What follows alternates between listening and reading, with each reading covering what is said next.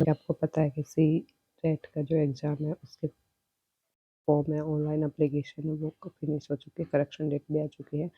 अब देखिए आपका मेन पर्पज़ है कि कैसे सी टेट के अंदर मैक्सिमम मार्क्स है वो कैसे गेन किया जाए। सी टेट बहुत ज़्यादा मुश्किल पेपर नहीं है, लेकिन जब तक आप इसको क्लियर नहीं करो आप कोई भी सेंटर का एग्ज़ाम नहीं दे सकते। साथ ही दिल्ली के अंदर भी सी टेट आपका मांगा जाता है। सो हम जो सीरीज हम शुरू करेंगे वो करेंगे प्रीवियस ईयर जितने भी सी टेट है उनको, क्योंकि प्रीवियस ईयर से ही काफ़ी आपका कंसेप्ट है वो क्लियर हो जाएगा। So let's get start and welcome back to our channel let's learn. First paper है आपका, इसके अंदर आपका ये ध्यान दीजिए लेवल 1 वाला पेपर और लेवल 2 दोनों मिक्स चलेंगे, दोनों की ही आपकी जो सीडीपी है वो करवाई जाएगी। देखिए, फर्स्ट अभिप्रेरणा का सिद्धांत के अनुसार एक शिक्षक डेस्क के द्वारा सीखने को संवर्धित करता है।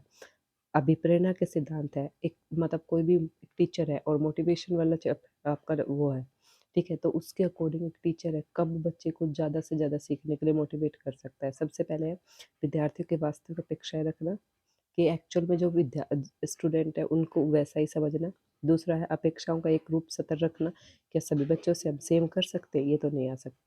विद्यार्थियों से बहुत उच्च अपेक्षाएं करना, ये भी नहीं आएगा। विद्यार्थी से किसी प्रकार की अपेक्षा न करना, फिर वो टीचर ही किस काम कर रहा है, तो ये भी नहीं आएगा। अब आपका आंसर क्या है, विद्यार्थियों से वास्तविक अपेक्षाएं रखना, मतलब क्या है कि एक्चुअल में जो बच्चा है उसी के अकॉर्डिंग उसको मानना, और जितना मतलब टीचर को पता होता है कि एक बच्चा कहाँ तक जा सकता है उस लेवल तक उस बच्चे को पहुंचाना। राइट आंसर आपका क्या रहेगा, ए।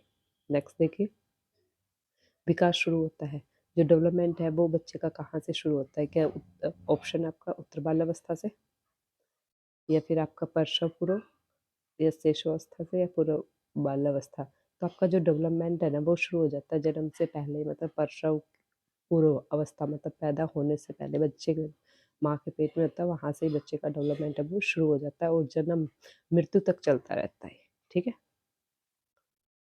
तो राइट आंसर आपका क्या रहेगा भाई, बी।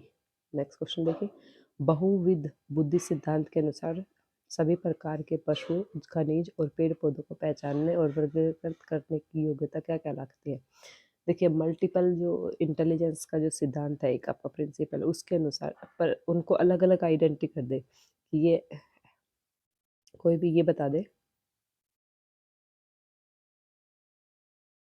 कि ये एनिमल है, ठीक है, ये आपके मिनरल्स हैं, ये आपके बता दें कि जितने आप ट्रीज वगैरह है इन सबको अलग अलग क्लासीफाई कर दे, उनको क्या कहेंगे। क्या स्थानिक बुद्धि होती है, स्थानिक बुद्धि किसमें होती है, जो एरोप्लेन वगैरह चलाते हैं। भाषिक, जो भाषा से related, प्राकृतिक, नेचर। तो आपकी तार्किक और गणित, क्योंकि इसके अंदर लॉजिक लगाना पड़ता है ना, कि अलग अलग कैटेगरी बनाएगा सबसे पहले। अच्छा ये एनिमल्स है, अब कुछ इसमें बर्ड्स भी आ जाएंगे, तो एनिमल कौन से होते हैं, बर्ड्स कौन से होते हैं, तो बच्चा उसके अंदर सोचेगा। तो ये आपका क्या रहेगा, तार्किक गणितीय बुद्धि योग्यता, ठीक है। राइट आंसर आपका क्या रहेगा, ए। नेक्स्ट देखिए, अधिकांश व्यक्तियों की बुद्धि औसत होती है। एक क्वेश्चन आपसे पूछा गया है कि ज़्यादातर जो व्यक्ति होते हैं उनकी जो बुद्धि होती है वो कैसी होती है, औसत होती है, एवरेज होती है। बहुत कम लोग प्रतिभा संपन्न होते हैं और बहुत कम, मतलब रेयर ही बच्चे क्या होते हैं भाई, जीनियस होते हैं, और बहुत कम व्यक्ति मंद, और बहुत रेयर ही केस में आपको क्या मिलेंगे, मॉल्ड मिलेंगे। यह कथन प्रतिस्थापित करता है। तो बुद्धि और जातीय विविधताएं, क्या ये बताता है कि बुद्धि और हमारी जातीय विभिन्नता उसके कारण होती है, या फिर आपको बताता है बुद्धि के वितरण की जो बुद्धि जो क्लासिफिकेशन है हमारा वो बताता है, या फिर बुद्धि की वृद्धि का तो कोई इसमें बात ही नहीं लग रही है ना।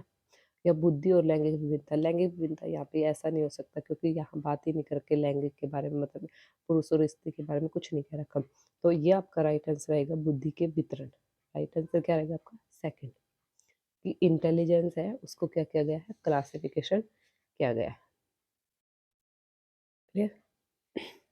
जो एवरेज होता है वो कितना होता है भाई, एवरेज जो चाइल्ड होता है उसका जो आईक्यू इंटेलिजेंस क्वेश्चन होता है वो कितना होता है, 90 टू 110, ठीक है।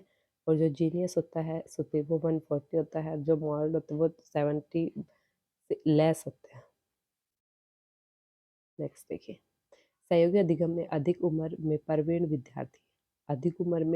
विद्यार्थी छोटे और कम निपुण विद्यार्थियों की मदद करते हैं। इससे क्या होगा, देखिए आप देखिए कोई भी कोऑपरेटिव आप लर्निंग करवाते हैं, है ना, ग्रुप लर्निंग करवाते हैं, उसमें एक बच्चा एज ज़्यादा है, मतलब क्लास में ज़्यादा नेक्स्ट क्लास का है, दूसरा बच्चा कम क्लास है, एक सपोज करो 6 का, एक 7th का है, तो 7th वाला बच्चा है वो 6 वाले बच्चे हैं, या फिर छोटे और कम निपुण विद्यार्थी, मतलब 7th क्लास का जो स्टूडेंट है, या आप देख लीजिए 5th का है वो 6 का है, वो 5th वाले को काम करवा रहा है।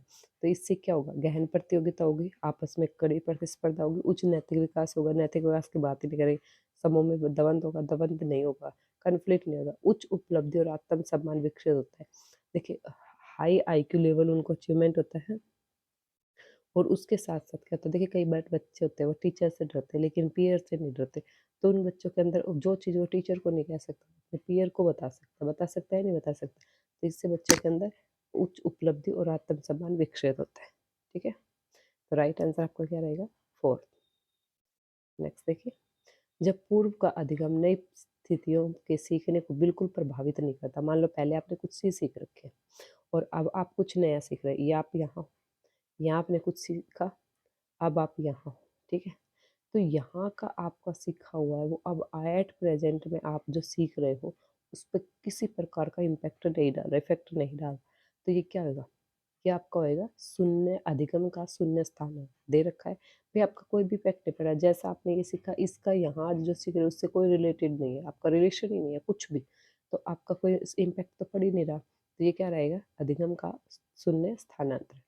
अब देखिए अधिगम का निरपेक्ष स्थानांतरण और अधिगम का सकारात्मक, सकारात्मक होता है जब आपने कोई सीखा और उसमें क्या करे, कुछ और हेल्प करे, आप उस चीज़ को जल्दी सीखो। नकारात्मक क्या है कि आपने कुछ सीखा लेकिन सीख रखा आपने, ठीक है, उतना इम्पैक्ट नहीं डाला, और सुनने में तो जिस पे कोई रिलेट, कोई भी उस पे क्या होगा, कोई भी इम्पैक्ट ही नहीं होगा उस पे।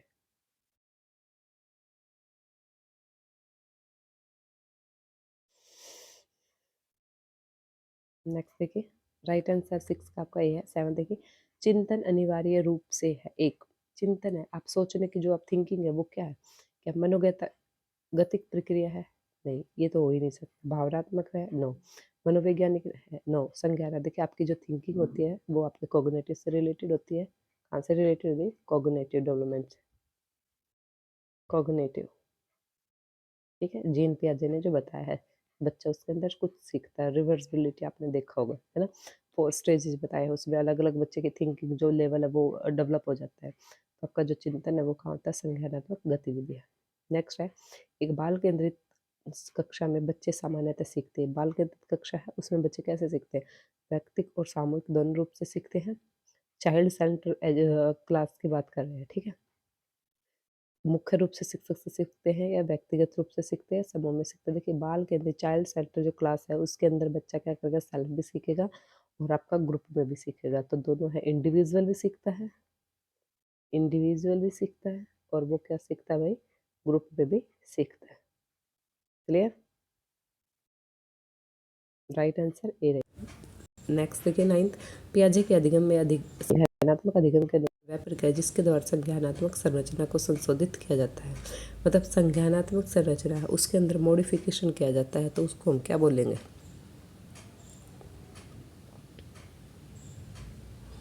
उसको हम क्या बोलेंगे, उसको हम बोलेंगे समावेशन। देखिए ये कह रखा है, पियाजे के अधिगमन के संज्ञानात्मक सिद्धांत का जब वह प्रक्रिया जिसके द्वारा संज्ञानात्मक संरचना में संशोधित किया जाए, मतलब जो आपने सीख रखा और आप उसके अंदर और भी कुछ सीखना चाहते हैं, तो उसमें क्या कहलाएगा, समावेशन, अकोमोडेशन जिसको आप बोल सकते हो, ठीक है। स्कीमा क्या होता है, स्कीमा होता है जब आपके माइंड में कुछ नई नई थिंकिंग आती है, समायोजन क्या होता है, एक एनवायरनमेंट अलग है दूसरा ही, उसके अंदर आप एडजस्ट करना सीख जाते हो। राइट आंसर क्या रहेगा, सी। नेक्स्ट देखिए 10th, शिक्षक अपने शिक्षार्थियों की सदैव इस रूप में सहायता करते हैं कि वे एक क्षेत्र विषय क्षेत्र से प्राप्त ज्ञान को दूसरे विषय क्षेत्र के ज्ञान प्राप्त से जोड़ सके, इससे डैश को बढ़ावा मिलता है। तो देखिए जब आपने सपोज करो इंग्लिश सीख ली तो आप साइंस या एसएस में यूज कर लो, ये मैथ सीख लिया साइंस में यूज कर लो, तो वही कह रही कि एक चीज़ उन्होंने सीख ली ना तो दूसरे विषय क्षेत्र में उनकी हेल्प करे, तो ये क्या क्यों कर रहे हैं टीचर, क्यों इसको ज़्यादा हेल्पफुल बनाने की कोशिश करें, क्या पुनर्बल मिलता है, रेनफोर्समेंट मिलता है, बताओ क्या रेनफोर्समेंट मिलता है, रेनफोर्समेंट मिलता है, नहीं मिलता। ज्ञान के सह संबंध और अंतःकरण, यस देखिए ये आपका बिल्कुल सही है। ये मत सोचा कि पहले ये टिक रखिए, ये गलत भी हो सकते हैं। ज्ञान के सह संबंध अंतःकरण के कारण या व्यक्तिगत विभिन्नता, व्यक्तिगत विभिन्नता इसका राइट आंसर नहीं है। शिक्षार्थी स्वायत्तता ये भी नहीं है। तो राइट आंसर क्या है, ज्ञान के सह संबंध और अंतःकरण।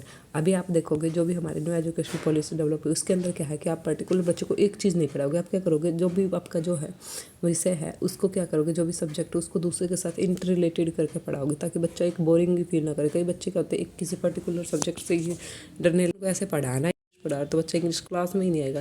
क्या करना है कि उसको इंटर रिलेटेड करते पढ़ाते रहना है कि बच्चे को फील ना हो कि हम स्पेशल इंग्लिश ही पढ़ रहे हैं। ठीक है, तो ज्ञान के सह संबंध और अंतःकरण के कारण ऐसा होता है।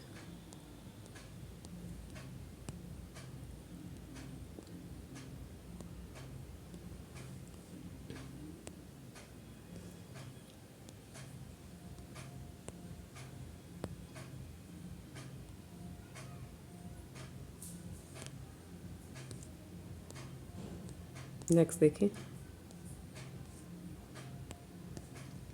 सृजनात्मक रूप से डैश से संबंधित है। सर्जन होता है, सृजनात्मक होता है, आपने सुना होगा, एक होता है आपका क्रिएटिविटी, है ना, क्रिएटिविटी।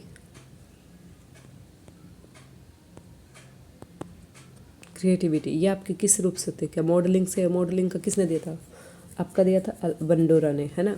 अभी सारी चिंतन नो, एक आपका अनुसरण होता है जो हम, वो अनुसरण तो क्या होगा, बिल्कुल कॉपी पेस्ट करना कि दूसरे का सीख के करना। ये आप सारी चिंतन है बहुविध चिंतन।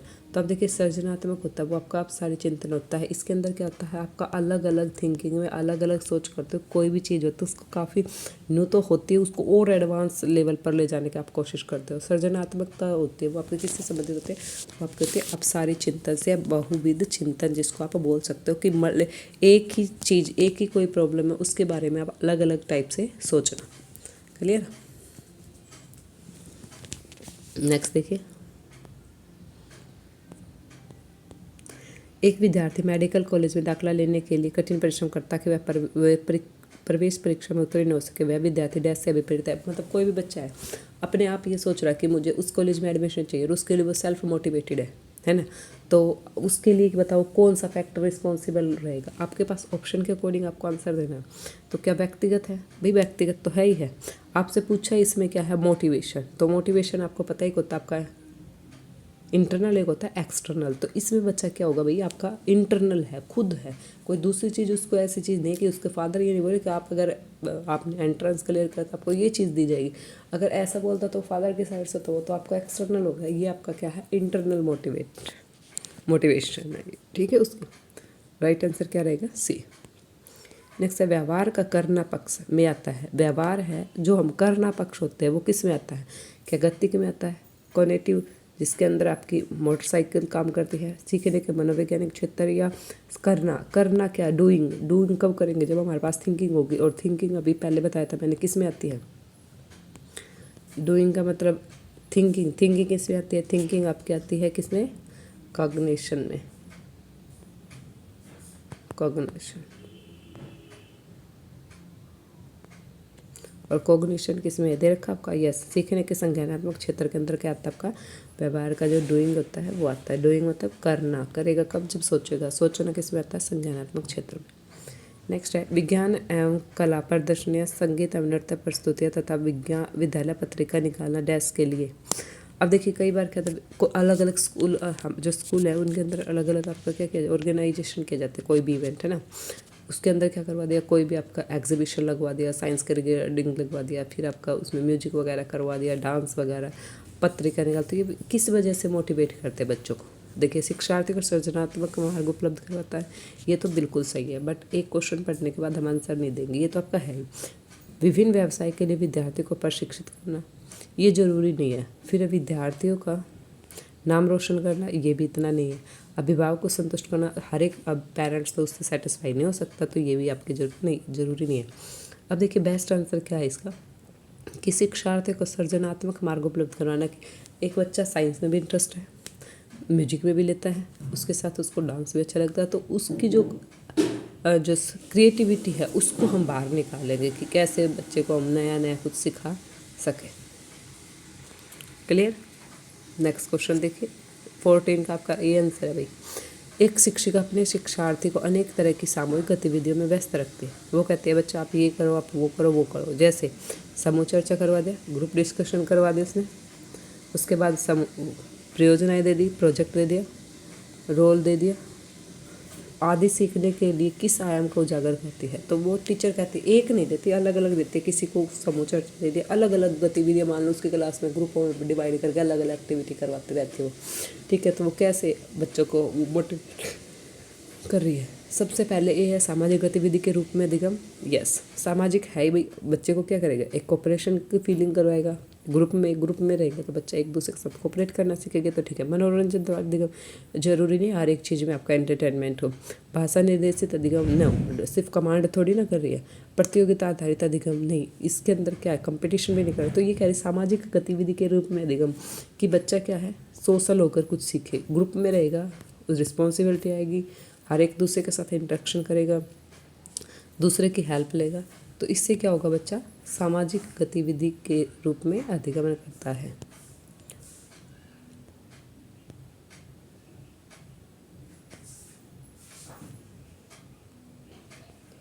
यस, आज की क्लास में 15 क्वेश्चन करेंगे। 15 क्वेश्चन को नेक्स्ट क्लास में करेंगे। यहाँ तक अगर कोई भी डाउट है तो आप पूछ लें। Okay, take care, bye bye.